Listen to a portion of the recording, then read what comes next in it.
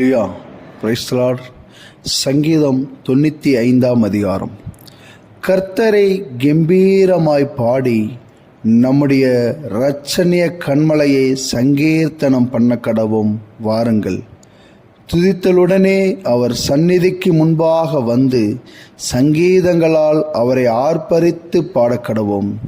கர்த்தரே மகா தேவனும் எல்லா தேவர்களுக்கும் மகாராஜனுமாயிருக்கிறார். பூமியின் ஆழங்கள் அவர் கையில் இருக்கிறது, பர்வதங்களின் உயரங்களும் அவருடையவைகள், சமுத்திரம் அவருடையது, அவரே அதை உண்டாக்கினார். வெட்டாந்தரையையும் அவருடைய கரம் உருவாக்கிற்று. நம்மை உண்டாக்கின கர்த்தருக்கு முன்பாக நாம் பணிந்து குனிந்து முழங்கார்படியிட கடவோம் வாருங்கள். அவர் நம்முடைய தேவன், நாம் அவர் மேய்ச்சலின் ஜனங்களும் அவர் கைக்குள்ளான ஆடுகளும் ஆமே. இன்று அவருடைய சத்தத்தை கேட்பீர்களாகில் வனாந்தரத்தில் கோபமூட்டின போதும் சோதனை நாளிலும் நடந்தது போல உங்கள் இருதயத்தை கடினப்படுத்தாதீங்கள்.